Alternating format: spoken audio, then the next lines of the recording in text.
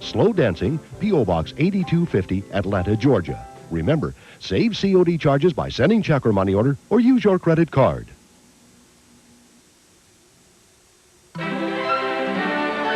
This is CNN. Candidates make a lot of claims on television. It isn't easy to separate fact from fiction. If you have trouble knowing who to believe, what the facts really are, and how much is being left out, stay with CNN. As part of a continuing series called Democracy in America, we'll identify negative ads, misleading ads, exaggerations, and explain the strategy behind the spots. It's all part of a different kind of election coverage you'll find only on CNN. World economics, a complex, ever-changing machine. What happens within its delicate framework affects every minute of your life. Whether your concerns are on Main Street or with Wall Street, you need information to manage them intelligently. Every day, CNN gives you a thorough look at changes in the economics machine, viewing details in ways you can understand. Business news to keep you in time with change on CNN.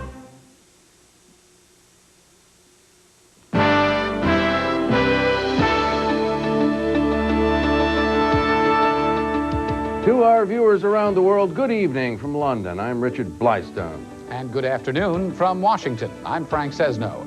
Ahead this hour, a crucial election in Israel. In the hands of the Israeli voters, the country's future government and the future of Middle East peace talks.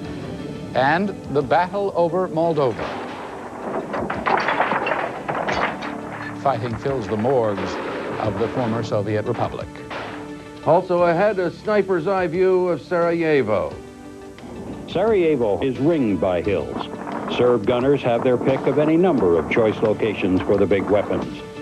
This hill represents the front line for one section of the battle zone, and everyone here moves carefully. Mark Dalmage goes behind the line of battle in the war over Bosnia-Herzegovina. But we start in Israel today, where voters are going to the polls for the 6th time in 9 years, now to elect a government at a critical moment in the Middle East peace process. Polls suggest a narrow, perhaps inconclusive result, with many predicting Yitzhak Shamir's ruling Likud bloc and Yitzhak Rabin's opposition Labor Party may end up yet again in an uneasy unity government, or in a coalition government with smaller movements. Altogether, 25 parties are competing for 120 seats in the Israeli Knesset, or parliament. There are 3.4 million eligible voters. About half of them had voted 8 hours into the balloting. Nearly 2 million Palestinians living in the occupied territories cannot vote and were prohibited from crossing into Israel today. In a few minutes, we'll hear from CNN's Linda Scherzer from Labor Party headquarters and our Gerald Kessel at Likud's Election Central. The two major candidates in the running for prime minister offer a choice between contrasting views of peace and contrasting styles of campaigning.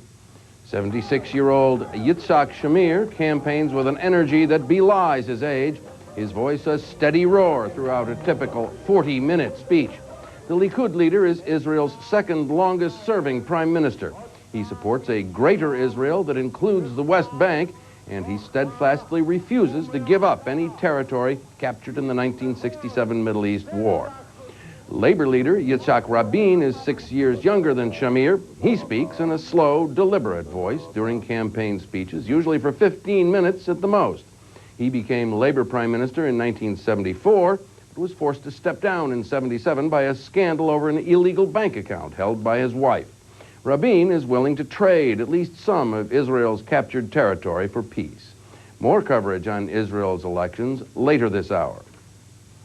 Separatists in Moldova are reported to say about 1,000 people were killed or wounded in fighting last night. CNN's Claire Shipman has more. Fighting erupted again early Tuesday. A ceasefire worked out Monday night between the presidents of Russia and Moldova, ignored by battling Moldovans and separatists. These troops, made up of ethnic Russians and Ukrainians, guarding against Moldovan snipers. The last 4 days of bloodshed in and around the town of Benderi have left at least 300 dead. Some say 1,000. The hospital can't keep up. The Republic has been in turmoil for months. The people in the breakaway Transnistria region voted themselves independent from Moldova alarmed at the prospect of a reunion with Romania. Moldova, with the exception of the Transnistria territory, was a part of Romania before World War II. Many Moldovan nationalists want to be one country again. But the Moldovan government does not want to lose the more industrialized eastern strip of land. Benderi sits on the border between the battling regions. Moldovan authorities charge that the Russian Army's 14th Division, located near Benderi, is supporting the separatists. The Army admitted some of its troops are fighting with the separatists, but said they were acting without orders. The Russian Defense Ministry reported that Moldovan MiG warplanes have entered the battle, attempting to destroy the Dniester Bridge. Other sources say the Moldovans are being supplied with military hardware by Romania. Benderi residents describe the city as virtually destroyed. Some civilians are staying behind to help the fighters, but thousands of refugees are fleeing toward the Ukraine. The leaders of Russia, Moldova, Ukraine, and Romania talk of compromise. But in the meantime, this civil war, one of many across the former Soviet Union, rages on. Claire Shipman, CNN, Moscow. Russia and the Ukraine have reached an agreement on division of the Black Sea Fleet. The two former Soviet republics had argued bitterly over how to split the force. Some of the ships are reported to be earmarked for each republic. The rest will come under joint command. And still ahead on the International Hour, more on the elections in Israel and a discussion with a reporter in South Africa on what is happening in that troubled land. Still ahead.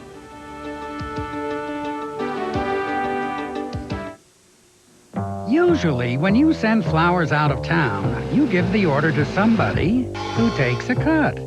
Then he passes the order to somebody else who takes a cut. But now there's Flowers Direct that actually lets you speak to a florist in the area where you're sending the flowers. Flowers Direct, or We Cut, is the middleman. Call Flowers Direct now, 1-800-621-2121. This castle once had 26 bathrooms. It'd be nice if one of them still worked. Why? What if my diarrhea comes back? Relax. They took my Imodium AD caplets. Just once. I usually take the pink stuff 2 or 3 times. Imodium AD is much better. Imodium AD caplets are so effective, they often work in one dose. Instead of dose after dose after dose, like the pink stuff. Ready to go? Before the sunset? Imodium AD for diarrhea, the choice for one-dose relief. Ever wonder why Bay's English muffins taste so good? Here's why. Spring wheat flour and whole milk from Minnesota. Sugar from Hawaii. Butter from Wisconsin. Potato flour from Idaho. Bay's flavor is locked in by the finest packaging available. Bay's English muffins. In your grocer's dairy case. Bay's. Dentists tell you to change your toothbrush every 3 months. So does the Oral-B indicator. When the blue band fades halfway, it's time for a new brush. The indicator from Oral-B, the brand more dentists use. The 92 conventions. In this historic election year, one network will bring you more news, more analysis, more live reporting. For convention coverage that goes beyond gavel to gavel, there's only one network to watch, CNN.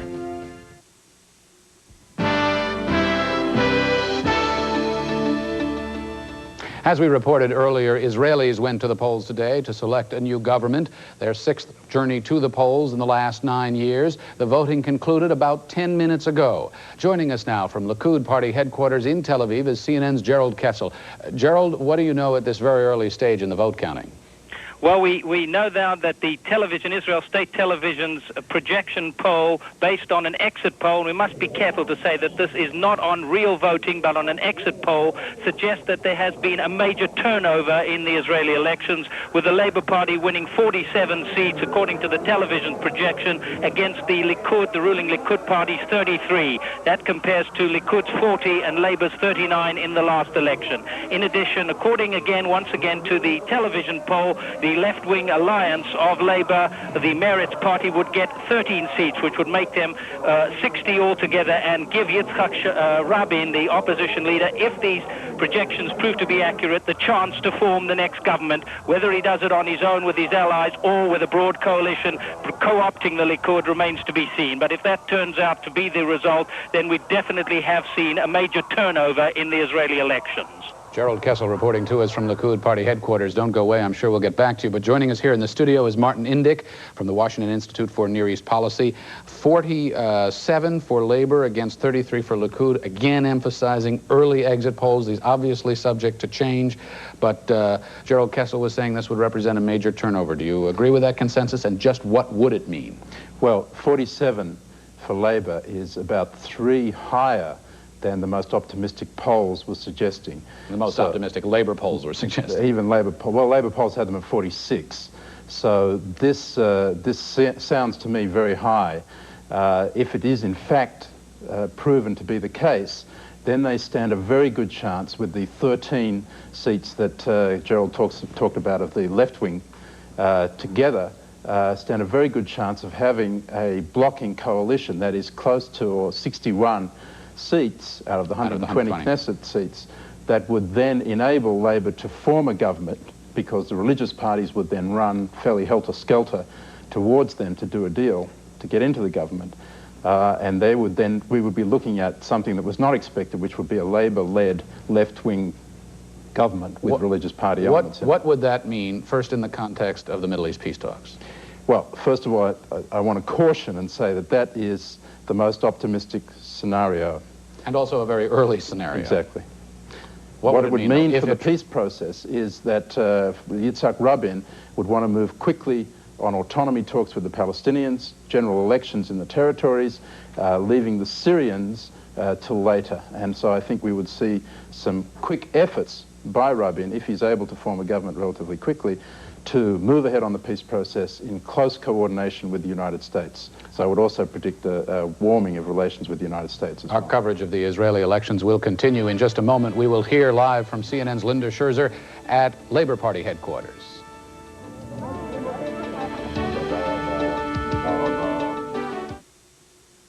Football fans, here it comes. Sports Illustrated gets you ready for the excitement of NFL football in this amazing new video. The 1992 Pro Football Spectacular, an action-packed preview of the 92 season. It's free with your paid subscription to Sports Illustrated. The best way to capture all the action and emotion of sports every week. Sports Illustrated's free video preview will put you in places you've never been before. Stay at home if you don't want to get hit. You'll not only get the best of last season, Sports Illustrated will give you their view of which teams could be next year's champions. If I were to pick one right now, I'd say the Dallas Cowboys. And who is the best coach, the best running back, and the quarterback you want in the clutch. He's a great quarterback. He's a Hall of Fame quarterback. Starting today. Call this toll-free number now and get a spectacular 44-minute preview of the 92 NFL season. Free from Sports Illustrated. I love you, Mom. Plus, you'll get a second video free with your paid subscription. Sports Illustrated will give you the NFL video of your favorite team, no matter which team you prefer. Pick any one of the 28 team videos. It's your choice, and it's a free choice from Sports Illustrated. Your team video will take you through the 91 season from end zone to end zone, from the sidelines to the locker room. Plus, you'll find out what's new for 92. Anybody nervous? Anybody scared? Get your 2 free videos, then 30 issues of Sports Illustrated, including the 2 big football previews for only $1.49 an issue.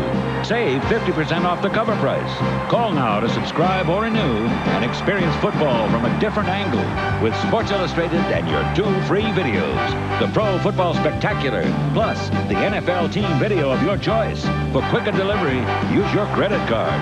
With your 2 free videos, you'll catch the best of the year, and you'll keep the excitement coming your way every week in Sports Illustrated. Call now. Recapping our top story, elections in Israel concluded about 15 minutes ago, and we emphasize early exit polls, not the official results, according to our Gerald Kessel in Israel, indicate something of an upset in the making. According to these early Israeli television exit polls, Labor has captured some 47 seats as against Likud, the current ruling government's 33 seats. But along with Labor's 47 seats, the leftist bloc, which would side with Labor in the formation of a government, presumably, has some 13 seats, that giving Labor nearly the majority that it needs in the 120-seat Knesset. Now, we're going to go back to Israel to our Linda Scherzer, who is standing by at Labor Party headquarters. Linda, what are you hearing there? Well, Frank, there was a great whoop of joy at Labor Party headquarters just a few minutes ago.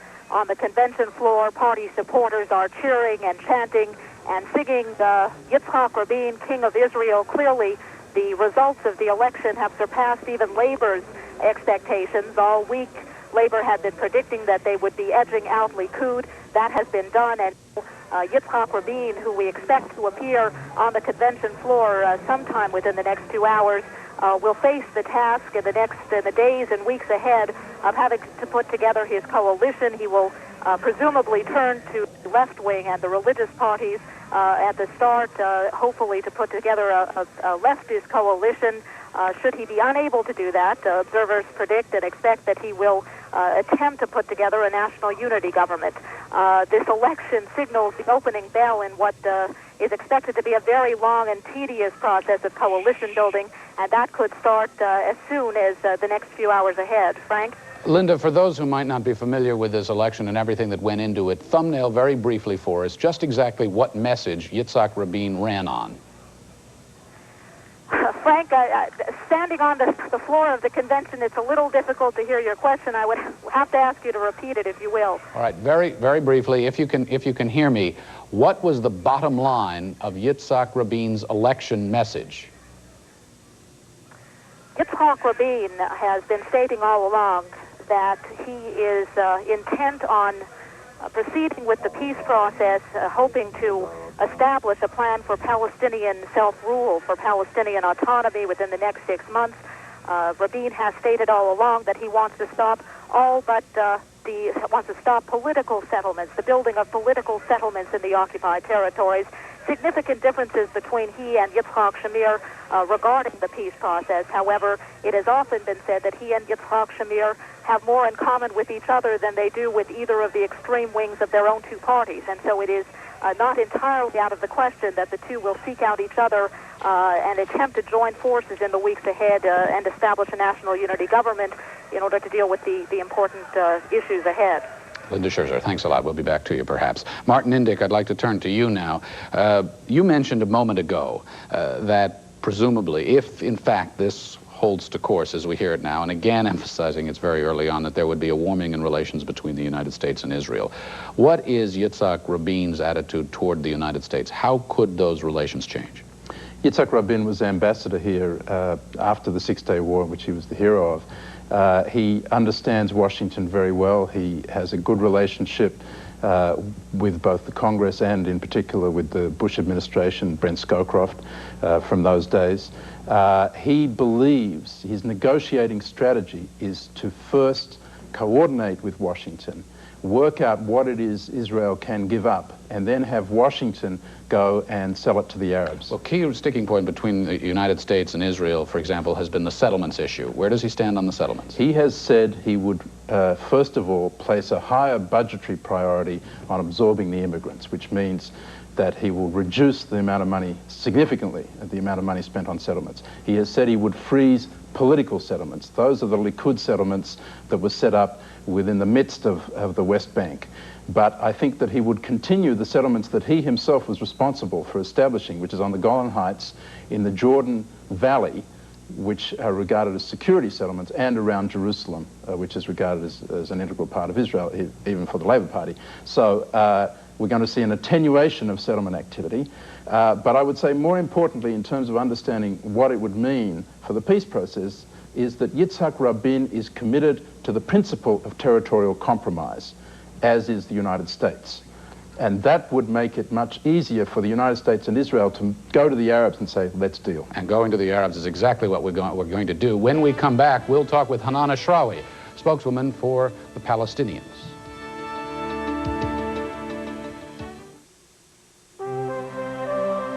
When John Nagy joined CompuServe, he was new at computing and an old hand on the mountain. He joined to get more out of his computer and more out of life. On CompuServe, as on the mountain, there was always something to discover. like the solution to a software problem that wasn't in the manual, or being one of the first to know about that special vacation spot and how to save time and money getting there. The mountain was a source of satisfaction he would never outgrow. In a way, a lot like CompuServe.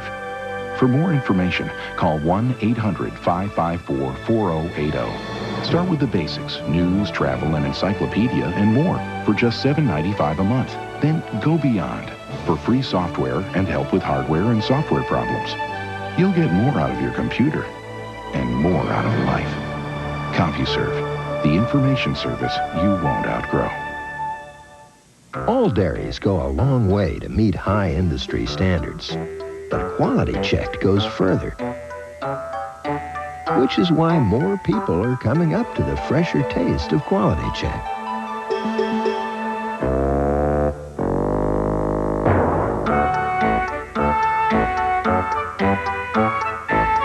Look for the check in the queue, where the fresh taste will tell you we're better, because we're better than we have to be.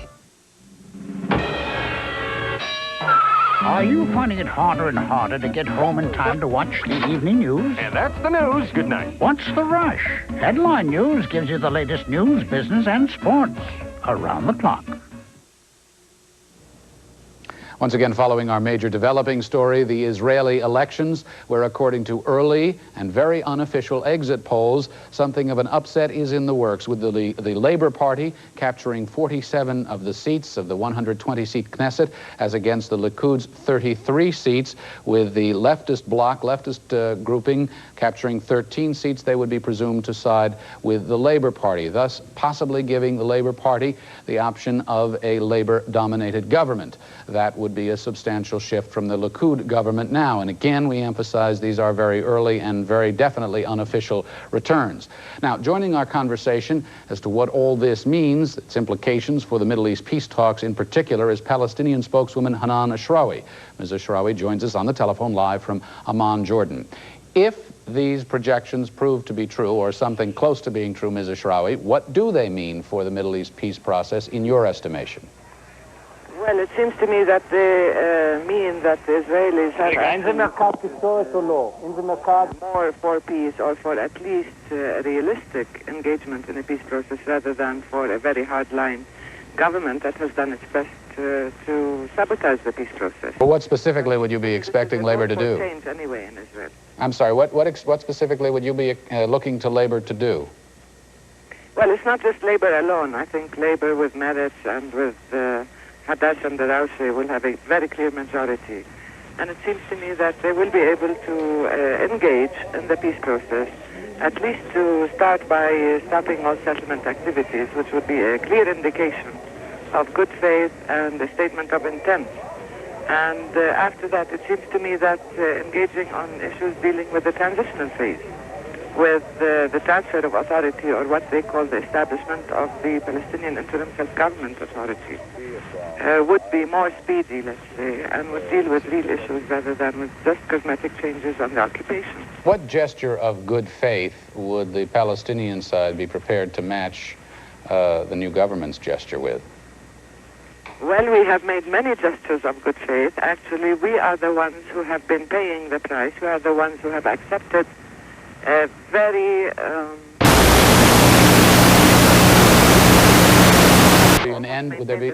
Would there be an end, for example, to the Intifada, a formal end? Well, the Intifada is not a bargaining chip. The Intifada is the voice of the people who reject subjugation, who reject occupation. And it also reacts to the brutality and the measures of the occupation. If there is a withdrawal of the army from populated areas, if there is a cessation of the hardline iron fist policy, if they stop human rights violations, then it seems to me that the response to these provocations would also diminish. Hanan Ashrawi joining us from Amman, Jordan. Thanks very much for your time. Well, Martin Indyk, back to you. There we have it. Looking for a gesture from the Israeli side, but not necessarily with a matching gesture from the Palestinian side. So how would the dynamics of these conversations really shift?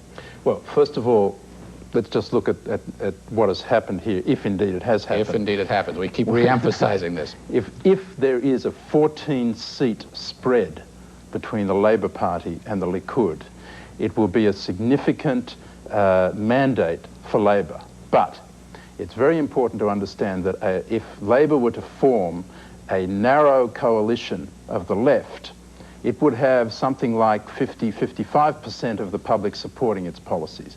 But the Likud in opposition would make life very difficult for a government that was trying to move ahead in the peace process. So what Rabin needs is a solid bloc in the center to give support to his movement in the peace process that would reduce the contentiousness within Israel. Rabin's preference in the past has been for a Labour-Likud coalition, because that would give a solid bloc and majority there. Now, in the absence of that, it's very important that there be a response on the Arab side that convinces the Israeli public that the kind of risks and gestures that Rabin is going to take have a response there that convinces the Israelis that there really is a chance of peace. If, in fact, this breaks down as it does, we're still talking about a best-case scenario where there's perhaps a 1 or 2 vote majority for Yitzhak Rabin, if, in fact, these numbers do come to pass. Now, what does that suggest, with or without a gesture from the Palestinian side, about really bringing a nation such as Israel to the point of ceding territory, ending settlements policy? There's a large chunk of the nation out there that still is voting with Likud and feels very strongly about it. Yes, precisely. And I think Yitzhak Rabin is a man of the center, not a man of the left. He is from the right-wing faction of the Labour Party that focuses on the importance of territory for Israel's security. As I said before, he was responsible for setting up the settlements in the security areas. And as a result, we're going to see Rabin having considerable support. This is, if the polls are right, this is a vote for a different policy towards the peace process. So I think he will have a mandate to proceed, but it will be Rabin's mandate, not Labour Party mandate, which is much more focused on security concerns. That really is what bothers Israelis. Let's go back to Tel Aviv now, and CNN's Linda Scherzer, who stands by at Labour Party headquarters. Linda, I don't know how much of this conversation you've been able to hear, but what have you got now from your end? Well, Frank, there are still hundreds of very excited and happy Labour Party supporters who are milling around on the convention floor here in Tel Aviv. They are waiting for the man, Yitzhak Rabin, who was able to attract untold numbers of disaffected Likud voters to bring them into the Labour camp, to bring about this, what may amount to a very significant victory for the Labour Party. Yitzhak Rabin is expected to enter the convention floor within the next 2 hours, and he will be greeted by a very large group of happy supporters. To Gerald Kessel then at Likud headquarters. Gerald, from your observation and any Likud party members you may have spoken to, what went wrong? Well, it's gloom and doom time here at the Likud headquarters across town, and at the moment they're still counting their miseries, one might say. They had been expecting a reversal in fortunes, but nothing as severe as this. And one delegate got up and shouted out loud, "Get rid of David Levy." That's the foreign minister. He said he was all wrong, but the knives will be out in the Likud if the numbers end like this, because ministers who only a few minutes before the television projections came out had been predicting quite optimistically that it couldn't be nearly as bad as the polls were projecting, were now sitting with their hands in with their heads in their hands, very gloomily observing the future, which doesn't look at all bright for them. And the knives will be out, because don't forget, before this election, just a month or 2 ago, there was a major rift within the Likud with the foreign minister, David Levy, at odds, severely at odds with Prime Minister Shamir, and there must be questions over the future of both men, one way or the other. Mr. Shamir is not here himself at Likud headquarters. It's now not sure whether he will come at all. Reports from Israel Television and radio said that when the projections came over on Israel Television, he greeted it in stunned silence, which was in fact the mood that was here very much the same mood at Likud headquarters.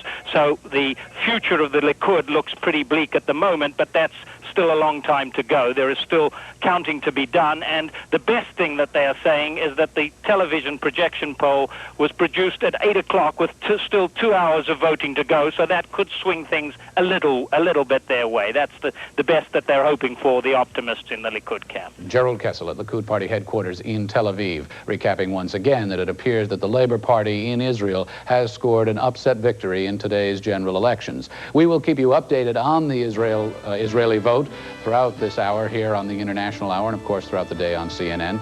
We'll be back right after this.